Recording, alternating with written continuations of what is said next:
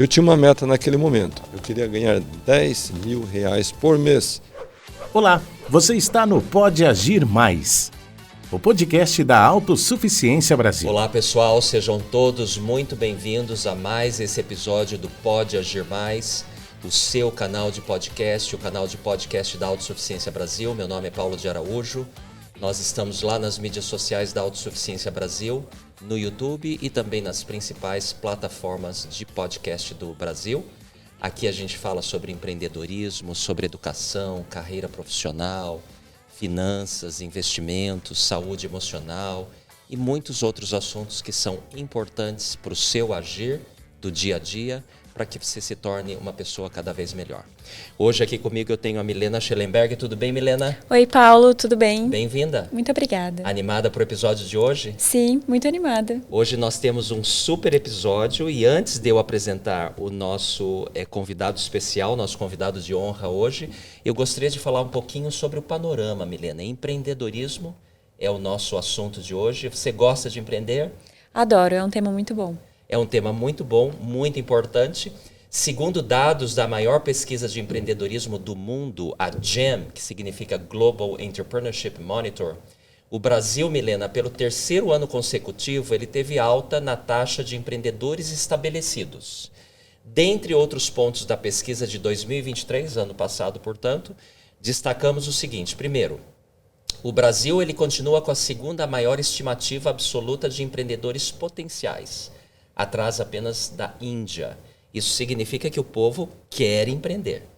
O Brasil ele se manteve na 8ª maior taxa de empreendedorismo total, por volta de 30%, que é uma taxa bastante alta, bastante significativa em termos de números de empreendedores.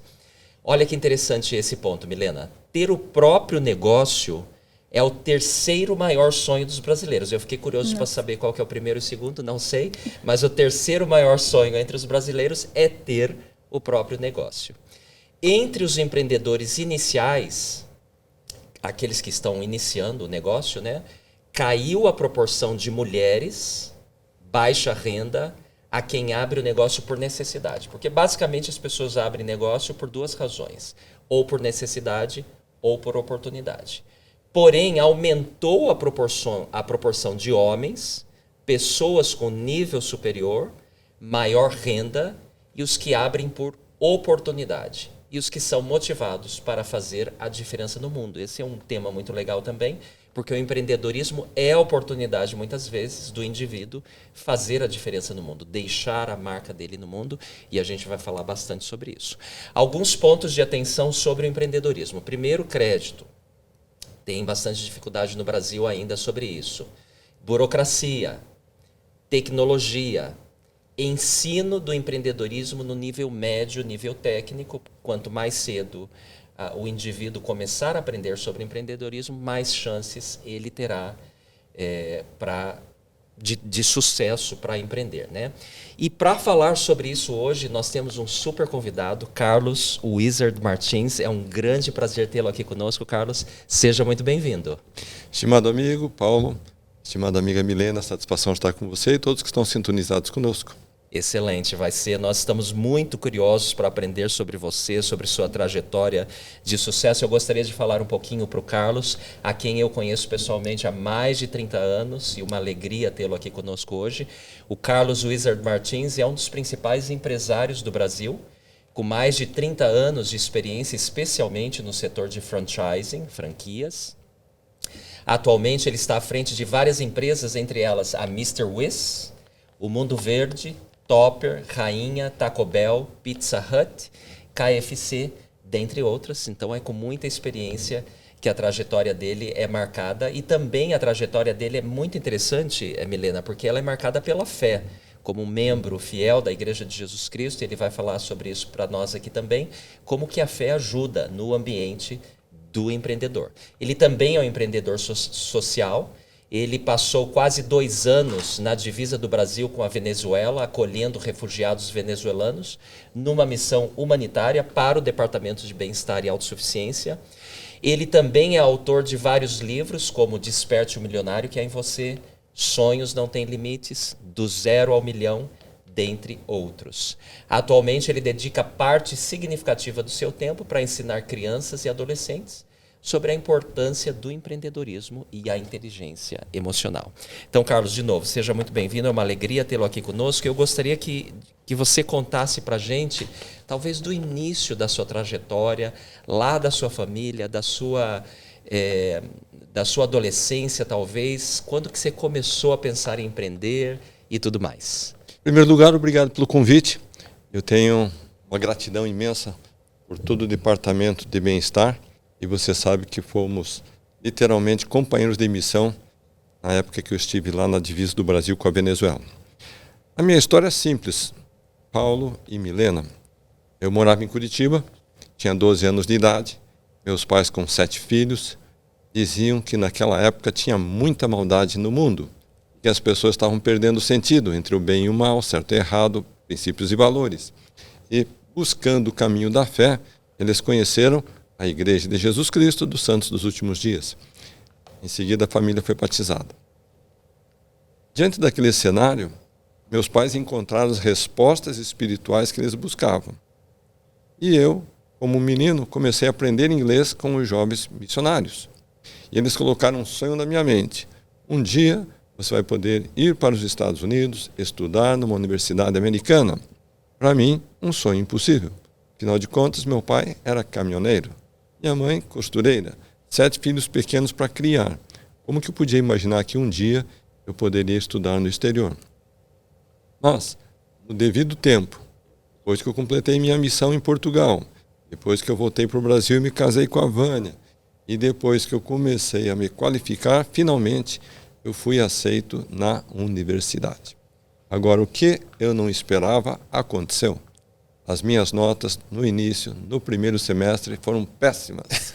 E eu me senti frustrado, decepcionado, fracassado. Pensei, educação não é para mim, não estou preparado, eu vou embora, eu desisto. E naquele momento, eu tinha mais um desafio. Eu tinha que voltar para casa e convencer minha esposa, Vânia, que o momento, a situação, não permitiria continuar, talvez. Aquele mal-estar que eu estava enfrentando, eu não aguentava mais e estava na hora de desistir. E quando eu cheguei em casa e ela viu as notas, ela disse, de fato, as notas não foram boas.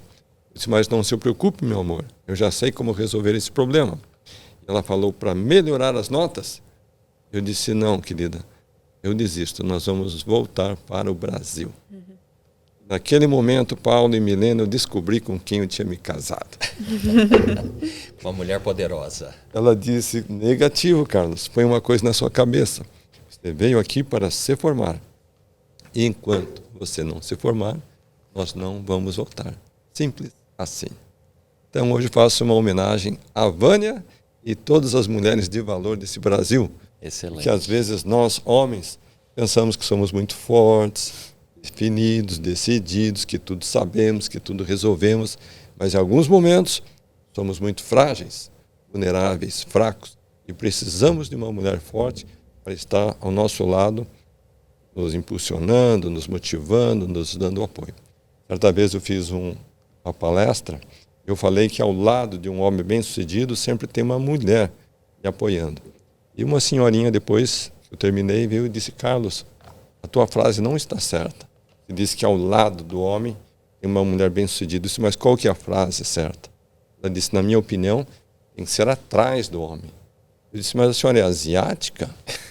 Ela disse, não, eu sou brasileira, mas então por que é atrás do homem? Ela falou, porque tem alguns homens que precisam ser empurrados, empurrados. Bom, brincadeira à parte, gente. Se eu estou aqui hoje, Paulo Araújo e Milena, falando sobre empreendedorismo, liderança, conquista, realização, sucesso, em primeiro lugar, agradeço a Deus. Mas em segundo lugar, agradeço a minha querida Vaninha. Porque se não fosse por ela... Você teria desistido. Eu teria desistido. Excelente. Naquela época, você já tinha inglês fluente quando você estava na universidade lá nos Estados Unidos? Ou foi um dos motivos que você não estava indo bem na escola?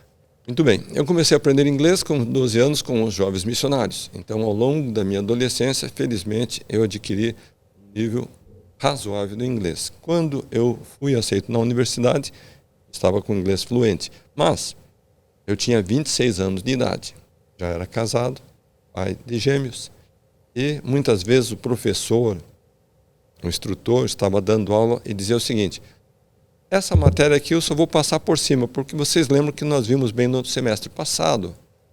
Eu só pensava na minha cabeça, 26 anos, semestre passado, quando fui que eu assisti essa matéria pela última vez.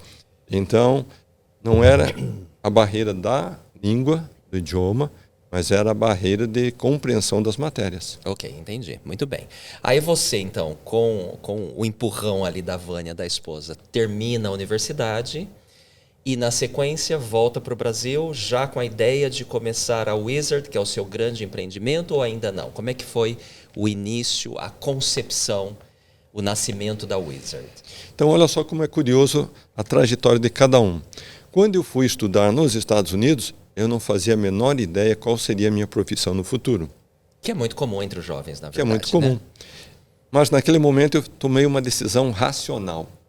Ou seja, eu pensei, eu vou ficar lá 3, 4, 5 anos, eu quero me formar e eu quero conseguir um bom emprego, ser um executivo, trabalhar nessas grandes empresas. E foi isso que eu fiz. Embora não tivesse nenhuma experiência em computação, eu sabia que quem tivesse uma experiência acadêmica na área de tecnologia teria um bom emprego, estabilidade, com bom salário. E quando eu me formei, finalmente, eu consegui um bom emprego. Tanto é que a empresa me mandou para Cincinnati, Ohio. Passei 1 ano lá em treinamento, estágio. Depois a empresa me transferiu para o Brasil. E eu vim com todos os, digamos, benefícios, estabilidade, segurança, bom salário, casa, carro da empresa. Tudo que eu pensava, um dia eu finalmente, com 30 anos de idade, já tinha. Eu conquistei.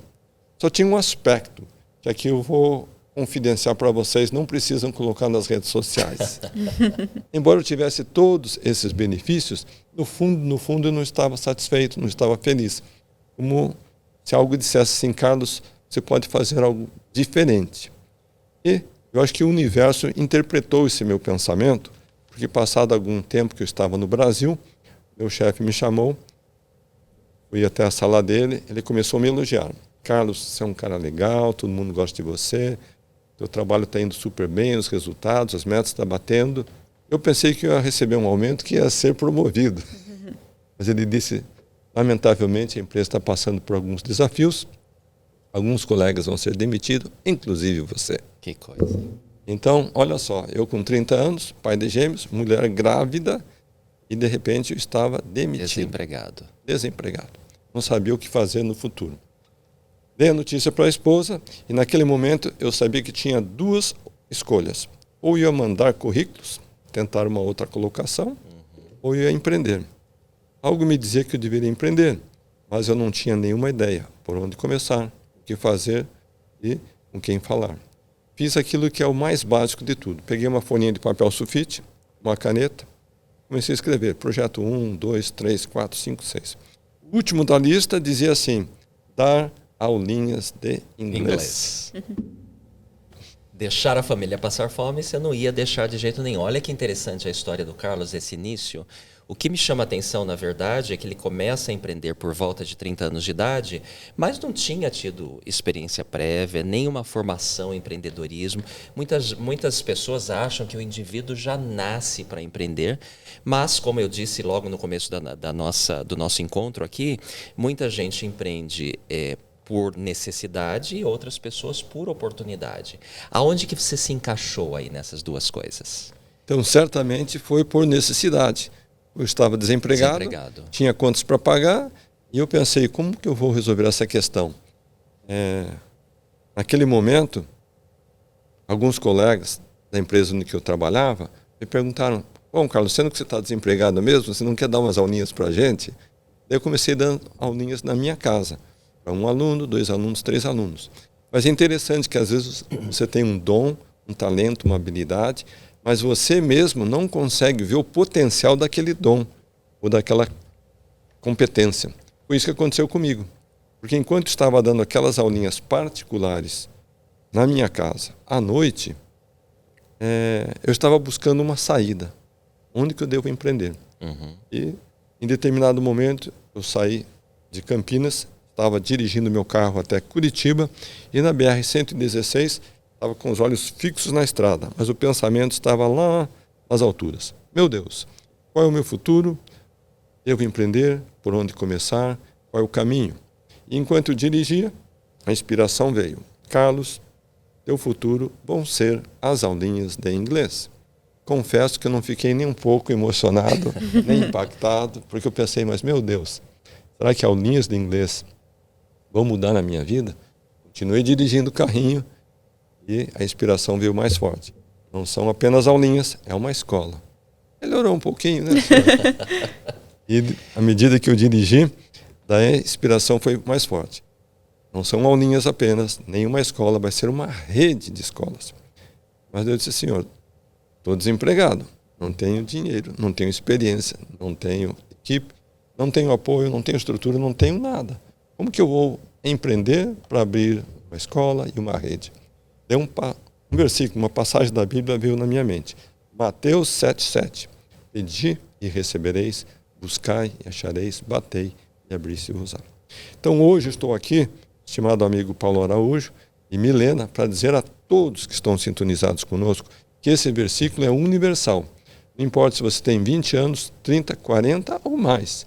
Se você de fato for buscar sabedoria, inteligência e respostas, esse versículo é a solução. Mesmo porque Mateus 7,8 fala o seguinte, todo aquele que pede, recebe. Todo aquele que busca, encontra. E todo aquele que bate, para ele ser aberto. Ou seja, Deus não ama um mais do que o outro. Não faz acepção de pessoas de um e do outro. Essa promessa se aplica inclusive para você que está hoje pensando se deve ou não empreender. Muito legal. E essa é uma promessa verdadeira para todas as pessoas. Eu acho que naquele momento que você dirigiu o carro, na verdade, você teve uma revelação pessoal. Sim. Deus falando contigo, te mostrando o seu potencial, que você poderia fazer e transformar a sua vida, como de fato você fez. Agora, muitas vezes as pessoas acabam se perdendo porque ouvem a inspiração, mas não agem.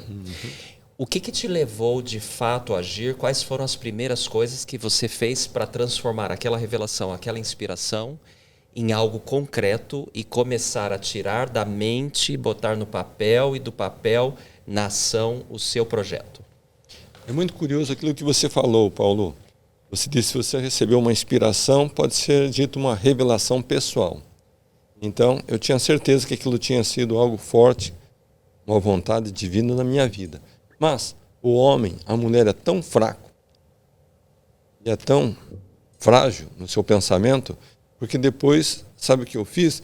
Eu fui falar com meus amigos para ver o que eles me diziam do meu projeto. O que eles achavam da ideia. Então, às vezes, Deus fala com você e depois você vai tirar a opinião dos amigos para ver se aquilo que Deus falou procede ou não. Não é uma boa coisa isso. Não é. E quando eu fui falar com os meus amigos, você não imagina, eles disseram, Carlos, você está doido. Não faça isso. Não troque o certo pelo incerto. Tem muita concorrência no mercado. E o país vive uma crise profunda. Nós estamos com uma instabilidade econômica, financeira, institucional. A inflação está muito alta. O desemprego está alto no país. Você vai cometer um suicídio empresarial, montar um negócio. E alguns ainda diziam, Carlos, põe um negócio na tua cabeça. Esse negócio de dar aulinhas de inglês não dá futuro para ninguém. Gente, se eu tivesse acreditado nos meus amigos, hoje eu não estaria aqui com você, não estaria contando, relatando essa experiência. Então, às vezes, você que quer empreender, tem que ter a consciência que seus amigos vão te criticar, eles vão te, de alguma forma, te desestimular, desencorajar, mas quando você acredita em si mesmo, acredita no projeto, acredita no teu potencial, pode falar, pode criticar, pode dizer o que quiser, porque você vai vencer, especialmente quando você já tem uma confirmação divina que aquele é o caminho que você deve seguir. Agora, traduzindo em palavras, Paulo, você perguntou o que especificamente eu fiz. 2 coisas eu fiz. Primeiro, eu passei a dar aulas de manhã, tarde e à noite. Okay. Manhã, tarde e à noite.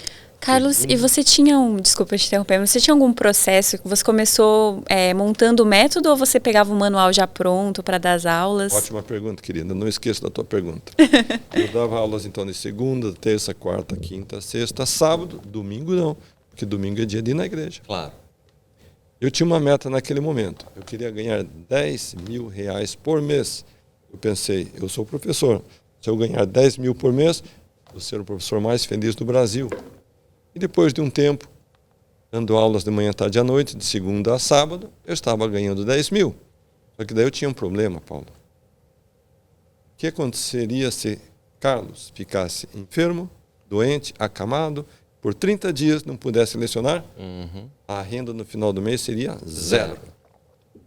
E se Carlos pega a esposa e os filhos e sai viajar por um mês de férias, qual que é a renda? Zero. Então, naquele momento, eu entendi que eu tinha que multiplicar, ganhar escala do meu negócio. Mas daí vem a pergunta da Milena. Mas, Carlos, você estava seguindo uma metodologia, você tinha método próprio, você comprou, você criou, como que foi? Então, essa é a parte mais curiosa de toda a história, Milena. Porque eu nunca estudei educação, nunca estudei ciências de construção de material didático, linguística, toda essa parte educacional, nunca. Mas algum dia eu tive que escrever a lição número 1 do livro número 1 da escola que eu representava. E depois que eu terminasse aquela lição, tinha que escrever a 2, a 3, a 4, a 5 e a 6. Só para encurtar a história, eu acabei desenvolvendo uma série com 10 conjuntos de materiais didáticos, desde criancinhas, adolescentes, jovens, adultos, executivos. E depois não somente isso, mas foi traduzido para o espanhol, para o francês, para o alemão, para o italiano, para o japonês, para o chinês. Ou seja, foi uma fábrica, uma usina de produção de material didático. Daí volto àquela questão que eu falei lá no início. Às vezes você tem um dom, um talento, uma habilidade, mas você mesmo nem conhece o dom que tem. Foi isso que aconteceu comigo. Excelente. E outro princípio importante que ele falou agora, Milena, também, é a questão de escalar. A questão de escalar o seu negócio. Porque por melhor que seja a metodologia que você usa, o material que você está usando, ou o produto que você está vendendo, seja lá o que for, mas você se consome o dia todo e não coloca alguém para trabalhar para você, você não vai ter escala naquilo. E foi no ponto que o Carlos, ali logo no início, né, da Wizard, se colocou. E se eu continuar dando aula sozinho aqui, a coisa não vai acontecer, não vai crescer. Então eu preciso dar escala. Você que está nos escutando e gostaria de empreender, pensa nesse princípio da escalabilidade. Você precisa transformar aquele produto, aquele serviço seu, de uma forma multiplicar isso para que o negócio cresça cada vez mais. E não tem jeito, vai chegar um ponto do negócio que você vai precisar botar outras pessoas para trabalhar para você e assim por diante. E foi assim que seu negócio começou a crescer naquela época. Aliás, é importante dar o contexto histórico aqui para quem está nos assistindo, ouvindo, que nós estamos falando do final da década de 80. Milena nem era nascida, então não sabe das dificuldades que o Brasil de fato enfrentava naquela época. Os seus amigos, eles não estavam errados no sentido de te descrever ali o contexto, né, político, econômico, social. Era uma época que o Brasil passava por altíssima inflação. Houve a época que a poupança de todo mundo, o dinheiro foi retido pelo governo. A burocracia era infinitamente maior do que é hoje, né? A dificuldade de empreender. Tecnologia era muito menos avançada. O Carlos já entendia um pouco de tecnologia, como ele se formou nessa época, mas não tínhamos computadores como temos hoje. A internet não existia ainda em nível comercial. Então, as dificuldades eram muito grandes. Como é que foi para você começar a dar escala no seu negócio? As pessoas geralmente me perguntam o seguinte: como que eu começo o negócio sem ter as respostas? Então, a experiência que eu vivenciei e que eu compartilho, que é semelhante a você atravessar um túnel escuro. Você não tem a direção, você não tem nenhuma placa de sinalização, você não sabe se vai ter buraco, se vai ter curva, você não sabe dos perigos, só sabe que é um túnel escuro. Mas você tem na mão o quê? Você tem uma lanterna. Essa lanterna vai te dar um facho de luz, talvez de 1 metro, 2 metros, 3 metros de luz. Se você ficar paralisado, ficar com medo, com receio, o que vai acontecer? Não faz vai nada. cruzar os braços, não vai fazer nada, e eventualmente a bateria vai acabar e você vai ficar paralisado. Agora, se você confiar e caminhar 1 metro, 2 ou 3, você vai tendo mais luz, mais luz, mais luz, até que você consegue atravessar o túnel escuro. Então, naquele momento, Paulo, eu pensava como professor, porque eu era professor. Certo. Então, se fosse aplicar o que você disse de ganhar escala, eu pensei, vou conseguir encontrar mais professores. E foi isso que eu fiz. Se eu tinha uma meta no início de dar aulas, agora eu tinha uma meta de encontrar professores. E, com a ajuda do meu pai, que trabalhou temporariamente comigo, nós pegamos uma Brasília azul e saímos por todo o interior do estado de São Paulo. Fomos passando por Limeira, Rio Claro, São Carlos, Araraquara, Bauru, Araçatuba, todas essas cidades belíssimas do estado de São Paulo nós visitamos. E o que nós fazíamos naquela época? Você falou muito bem, né? Não tinha internet, não tinha o Google. A gente parava numa banquinha de jornal e comprava o jornal. Abria o jornal na seção de classificados. Onde as pessoas anunciavam, né? Era Tudo. a época de anúncio. Era o Google da época. Era o Google da época. E daí procurava aquela área de serviços, professores particulares, professores de inglês. E daí que fazia na sequência? Comprava uma cartelinha de fichas. A Marlene nem sabe o que é cartelinha de fichas. Vinham 5 fichas. Fichas telefônicas. Fichas Sim. telefônicas. Daí procurava um orelhão. Daí colocava uma fichinha. Ligava lá. Dizia, olá, professor, quem está falando é Carlos Wizard. E eu tenho um método revolucionário, fantástico. Acabou de chegar dos Estados Unidos. E eu gostaria de te apresentar. Podemos conversar? E assim foi que nós encontramos os primeiros franqueados da Wizard em nível nacional, usando essa tecnologia de sair para a rua em busca dos parceiros de negócio. Olha que legal, Milena. E aqui, se vocês dois me permitem, eu gostaria de colocar um parênteses, porque é exatamente nessa época que os nossos caminhos se cruzam. Imagino que as pessoas não saibam isso, mas eu fui um franqueado Wizard por 27 anos. E você citou o seu pai, eu não sabia que ele ia com você nessas visitas aí. Aqui é um outro princípio muito importante que a gente aprende para o sucesso do negócio. Você precisa ter o espírito de venda, o espírito vendedor. Nós lembramos aí o falecimento do Silvio Santos não muito tempo atrás, que sempre falava que ele não era apresentador de televisão, na verdade ele era um vendedor, um grande vendedor, né? E o dono do negócio, ele precisa vender, ele precisa acreditar e vender em todas as oportunidades. Bom, eu, em 1988, novo, não vou falar exatamente a minha idade, mas bem novo, volto da missão de tempo integral no Rio de Janeiro, volto para Campinas, e no domingo que eu vou dar o discurso, primeiro discurso depois da missão, ali na minha ala, no final da reunião sacramental, eu estou conversando com as pessoas e vem a mim um senhor que se apresenta como senhor Antônio Martins. Eu não o conhecia e ele me elogiou pelo discurso, pela missão, me deu as boas-vindas e me entregou um cartãozinho nas mãos.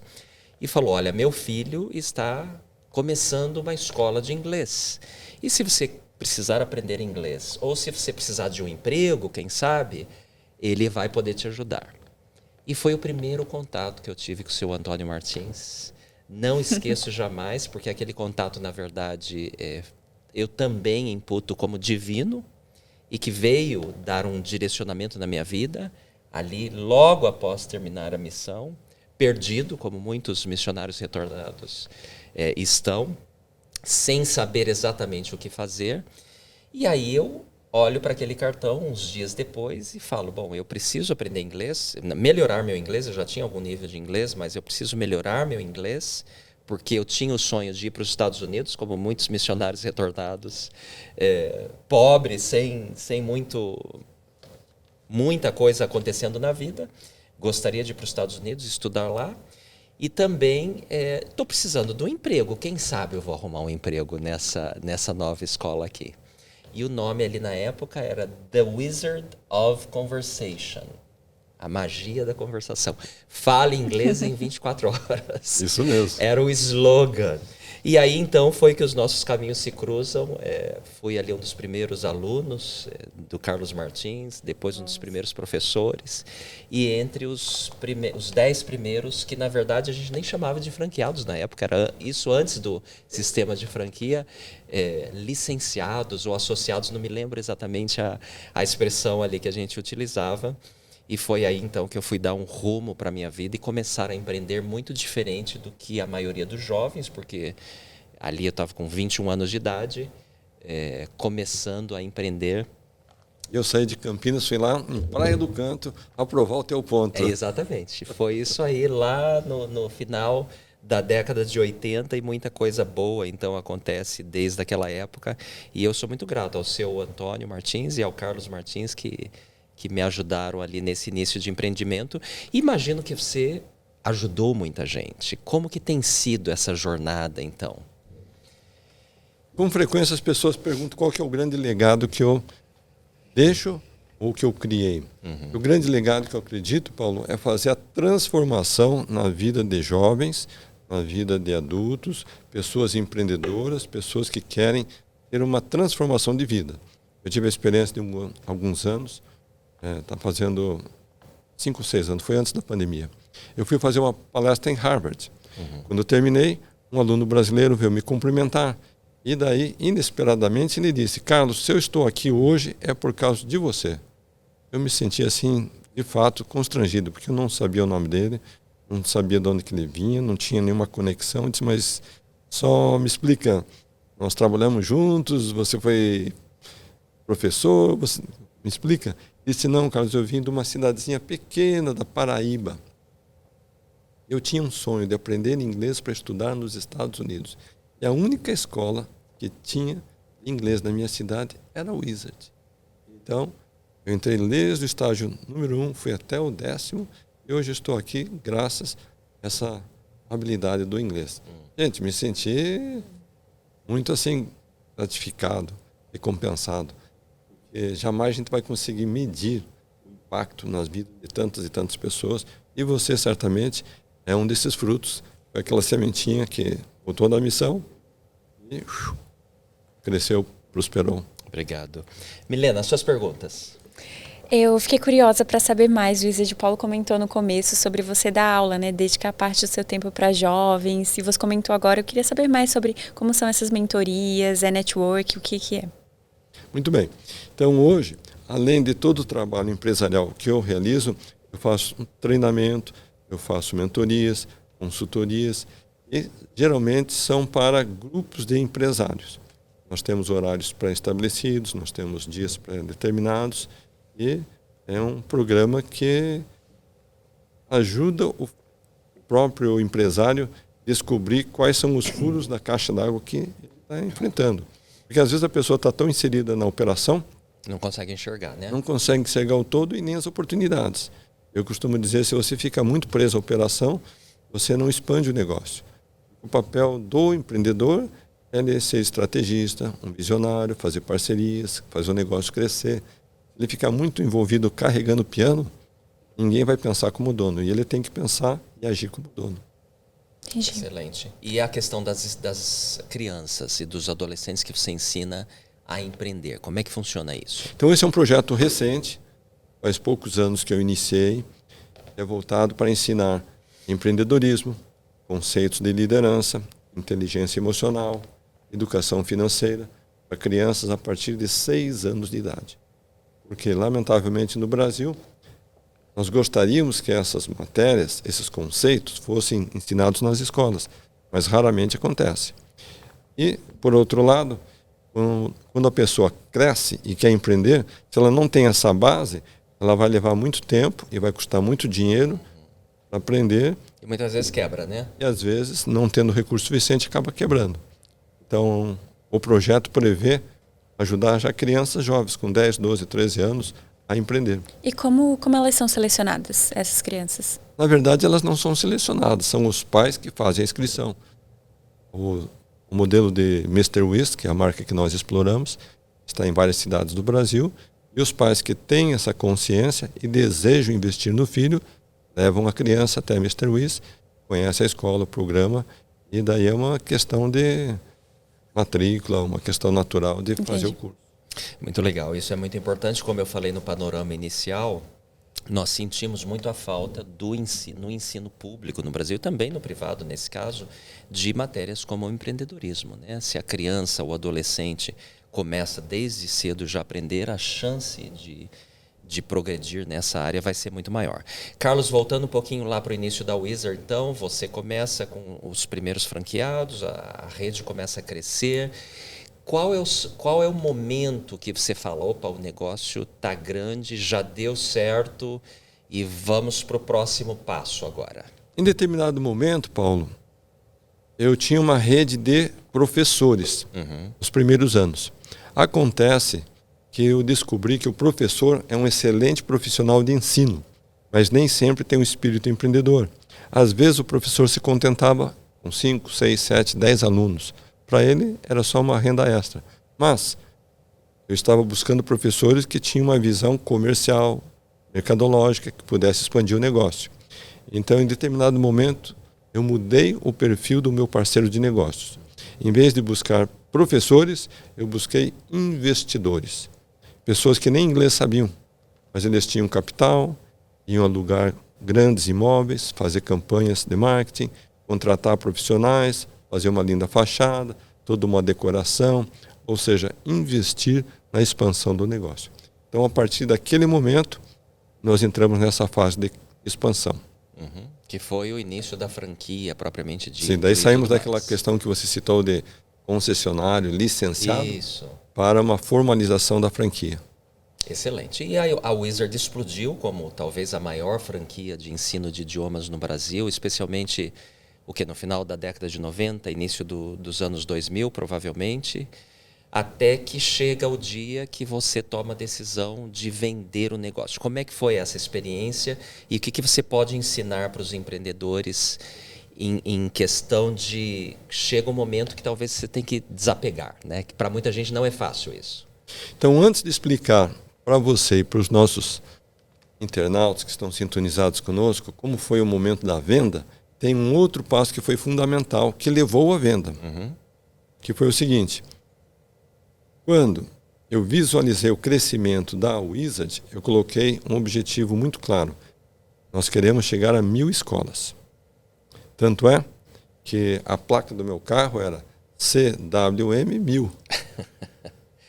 A meta bem escrita. Bem escrita. Todo dia que dirigia o carro, sabia que era 1000. Lembrava.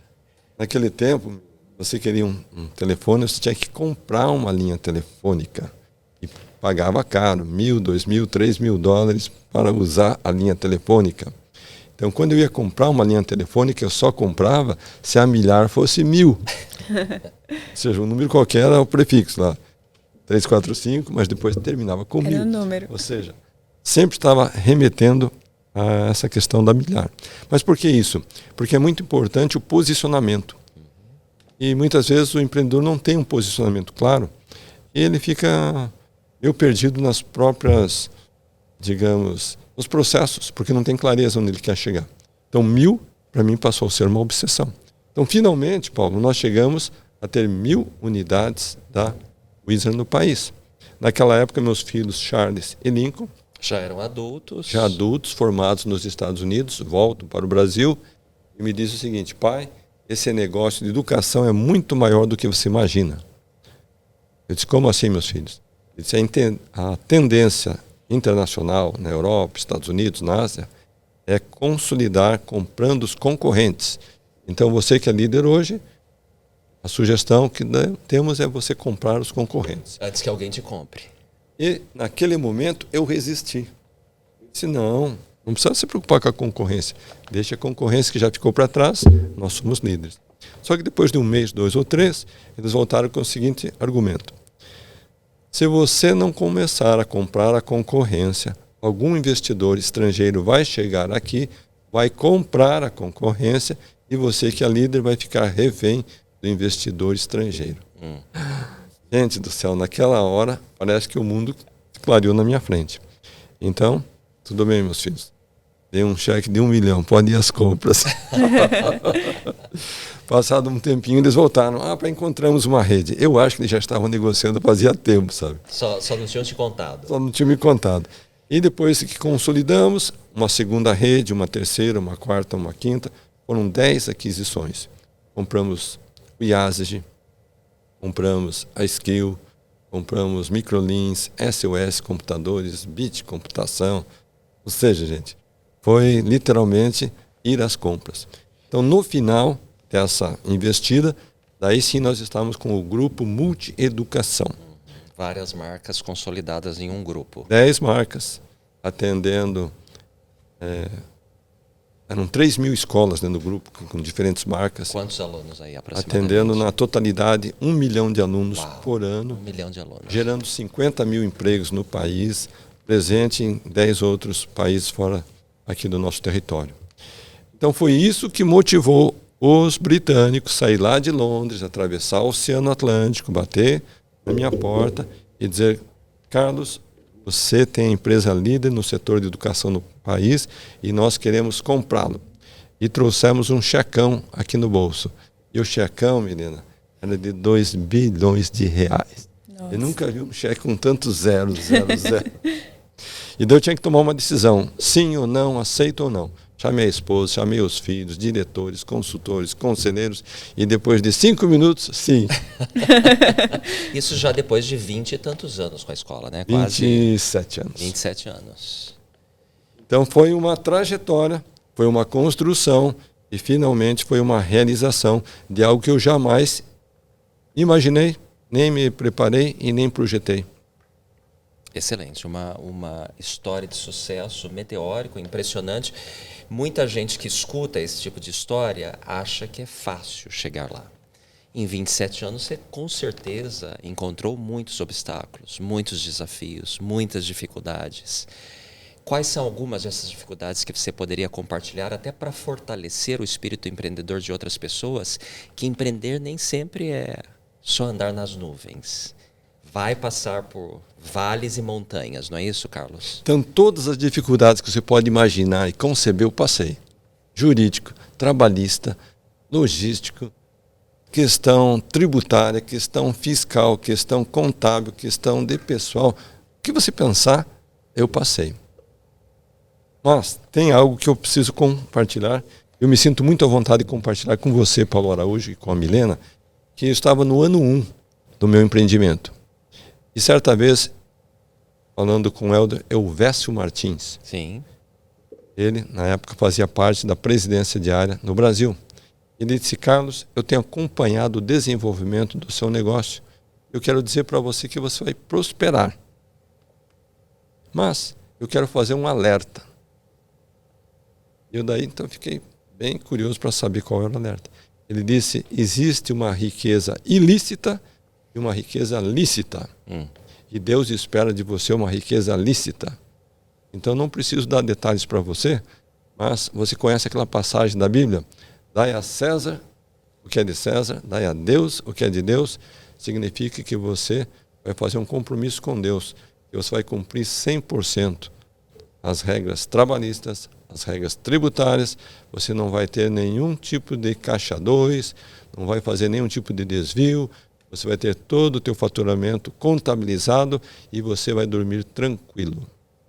Por que eu conto essa história para você, Paulo e Milena? Quando finalmente fui adquirido por aquela empresa britânica, é óbvio que eles fazem uma auditoria que leva meses e meses de verificação e documentação, e extratos, e contas, e receitas, e todo tipo de certidões negativas. Certidões que você pode imaginar. E depois de todo esse processo ter encerrado, num jantar que nós estávamos de comemoração, e ali era um momento de, digamos, de celebração literalmente pela negociação. Da nossa parte, por parte deles estavam felizes também, eles disseram o seguinte: vice-presidente mundial da parte financeira, disse: Carlos, nós fazemos aquisições em várias partes do mundo e geralmente As nossas auditorias levam meses, às vezes chega a levar 1 ano. E quando nós estamos nesse processo, encontramos muitos defuntos mortos escondidos debaixo do tapete.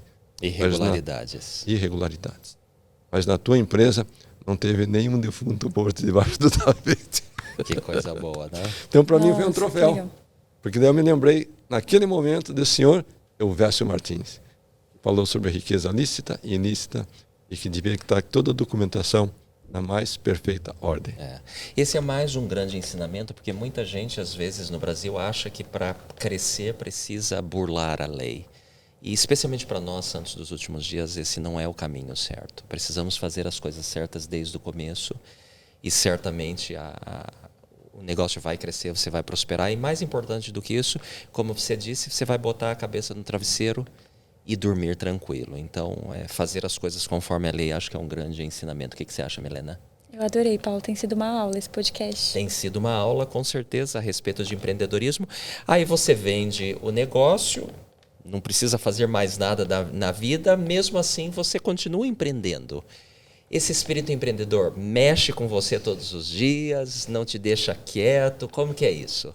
Eu acredito que todo empreendedor é um sonhador. E quando você realiza um grande sonho, você descobre que tem sonhos ainda maiores para serem realizados. Porém, o meu maior empreendimento não é na área empresarial, mas sim na área social. Conforme você sabe, eu e Vânia aceitamos o chamado, o desafio de sairmos de Campinas, irmos até a divisa do Brasil com a Venezuela, acolher refugiados venezuelanos. Para nós, uma experiência transformadora. Muitas vezes, ali na fronteira, as pessoas chegavam somente com a roupinha do corpo. Algumas mãezinhas carregando um bebê, caminhando. Chegavam a pé. E chegam até hoje ainda, hein? Mochila nas costas.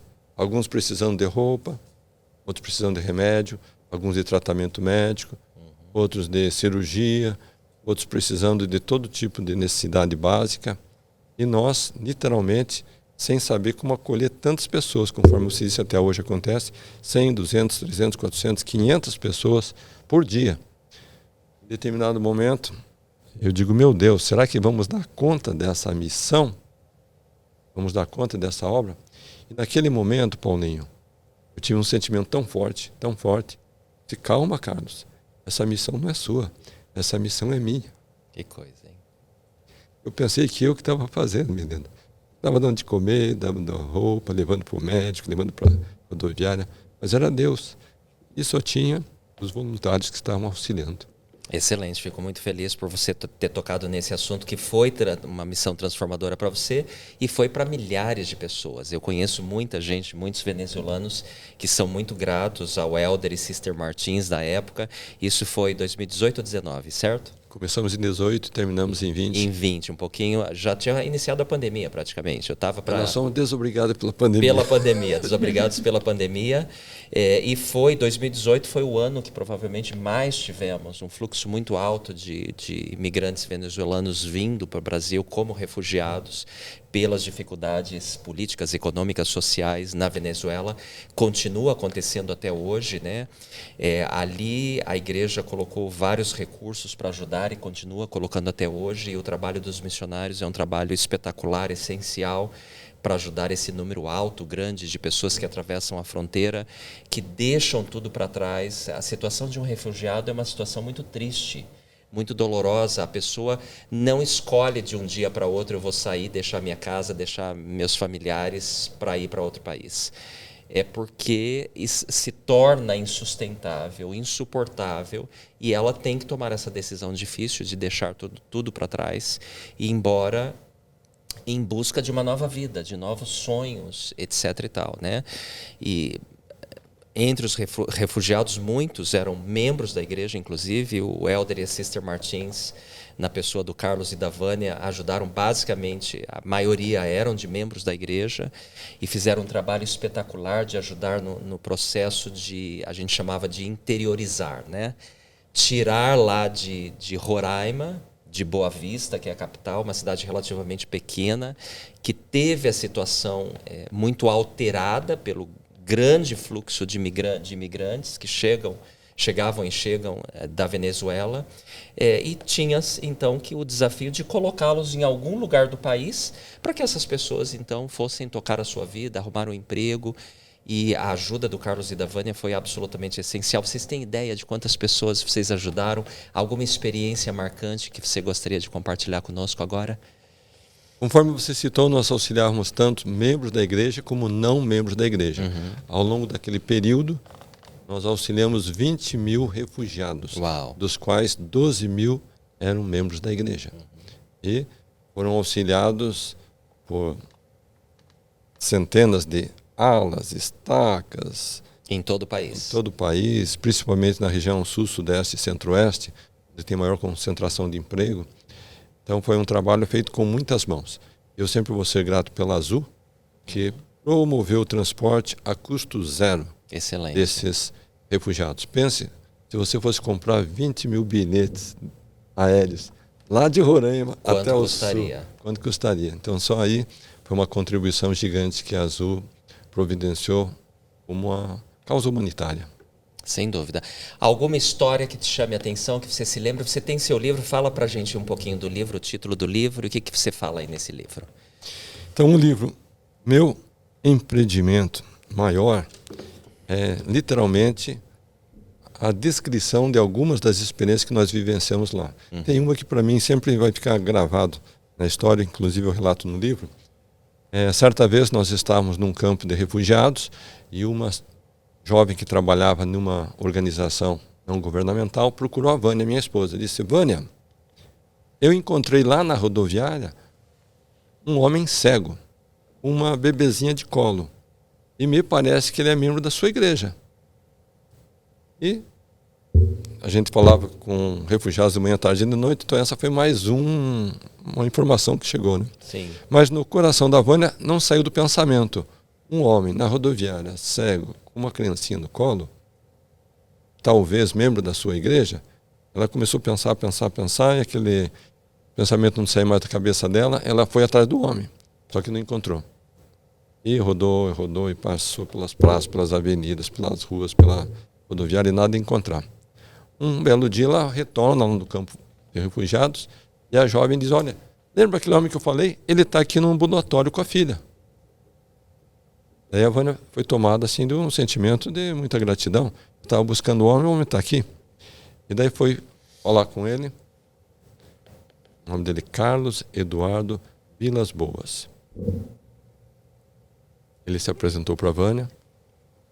Literalmente era membro da igreja. Confirmou que era membro da igreja. Um bebezinho que tinha menos de 1 ano de idade. E a Vânia tentou entender, né, a composição da família. Ele disse: olha, eu perdi tudo. Só tenho essa criança. Perdi meu filho, perdi minha mulher e nós chegamos aqui no Brasil. Daí minha esposa ficou assim muito tomada de compaixão. Como que vamos ajudar esse irmão? E ela tinha uma lista de cidades no Brasil de acolhimento. Então começou a ligar para um, ligava para outro, ligava para outro. E de repente, uma pessoa que ela ligou, ela disse: olha, eu não tenho como auxiliá-lo aqui, mas eu conheço uma senhora que tem uma instituição lá em Jataí, em Goiás, que cuida de deficientes físicos. Talvez você consiga falar com ela, ela possa dar o apoio. Beleza. Vânia liga lá, fala com a senhora, e a senhora diz: olha, pode enviá-lo. Nós temos aqui uma instituição de apoio a deficientes visuais. Inclusive, na frente da nossa instituição tem uma capela da Igreja de Jesus Cristo dos Santos dos Últimos Dias. Conseguimos uma irmã localmente lá de Boa Vista que acompanhou o pai e a filhinha até Jataí. Quando chegaram lá na cidadezinha, a primeira coisa que fizeram: vamos colocar o senhor e vamos levar para uma clínica para fazer todo um exame ocular.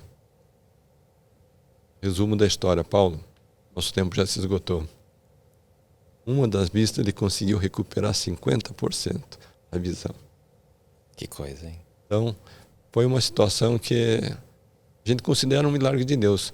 Colocar as pessoas no momento certo, aquela jovem encontrar a Vânia encontrar pessoas, serem caminhado para Jataí, ter um apoio em frente de uma igreja, ou seja, e ele com aquela filhinha no colo. Muito obrigado por compartilhar essa história. Eu acho que talvez, como o título do seu livro é muito interessante, né? Meu maior empreendimento. E você Esse é um presente que eu trouxe para você. Muito obrigado. Fico muito feliz. Pessoal, olha, meu maior empreendimento, Carlos Wizard Martins, uma missão de fé e amor. É uma capa linda. Linda mesmo. Paulo, se você quiser mostrar. Sim, muito legal isso. Obrigado, Carlos. E eu acho que... E você é um dos maiores empreendedores do Brasil. E quando você fala meu maior empreendimento, você diria que o serviço ao próximo é um dos grandes legados que você e que nós, como seres humanos, deveríamos deixar aqui nessa vida? Mosias 2,17. Quando estais a serviço do próximo, estais somente a serviço de vosso Deus. É isso mesmo. Eu acho que essa é o grande ensinamento, não é? Milena, você tem alguma outra pergunta para o Carlos Martins? Não, Paulo, adorei as perguntas, acho que foi excelente. Muito excelente legal. Conversa. Carlos, antes de terminar, a gente gostaria assim, de você deixar uma mensagem de otimismo para os empreendedores. Acho que naturalmente um bom empreendedor, ele é otimista por natureza. Ele foca muito mais no positivo, nas oportunidades, do que no negativismo, nas coisas ruins, né? E a respeito do futuro, porque muita gente fica preocupada, como que vai ser o futuro do Brasil? A gente sabe que é um país de muitos desafios, mas também é um país de muitas oportunidades. E o que você diria para as pessoas que estão buscando as oportunidades e precisam dessa lição de otimismo para seguir adiante? Meus amigos e minhas amigas, o nosso tempo esgotou, mas eu tenho uma frase para você. Se você realmente está em busca de conquista, realização, sucesso, acredite em você, acredite em Deus, acredite nas pessoas que Deus coloca na sua vida, acredite no seu potencial de realização e acredite nos seus sonhos, sejam eles quais forem. Excelente, nós ficamos muito agradecidos. Milena, você tem um presente para o Carlos? Sim, Carlos, a gente tem uma caneca do nosso podcast. Muito obrigada por vir hoje participar Thank conosco. you very much. Que essa seja uma lembrança, Carlos, desse momento especial que nós tivemos aqui com você. Olha, eu fico muito, muito agradecido. Eu tenho certeza que esse episódio, como os jovens dizem, vai bombar, porque você traz lições de vida, lições de empreendedorismo, uma história fantástica, um espírito maravilhoso e que você possa continuar sendo muito abençoado e abençoar muitas pessoas, tá bom? Obrigado. Obrigado a todos. Então, hoje nós tivemos aqui conosco Carlos Wizard Martins, um dos principais empresários do Brasil. Compartilhe esse e outros episódios do Pode Agir Mais. Vai lá no YouTube da Autossuficiência Brasil ou nas principais plataformas de podcast. Nós nos encontramos no próximo episódio. Obrigado, pessoal. Tchau. Nos vemos no próximo episódio do Pode Agir Mais. Todos os episódios do Pode Agir Mais estão disponíveis em vídeo no canal do YouTube da Autossuficiência Brasil e em áudio nas principais plataformas de podcast do Brasil.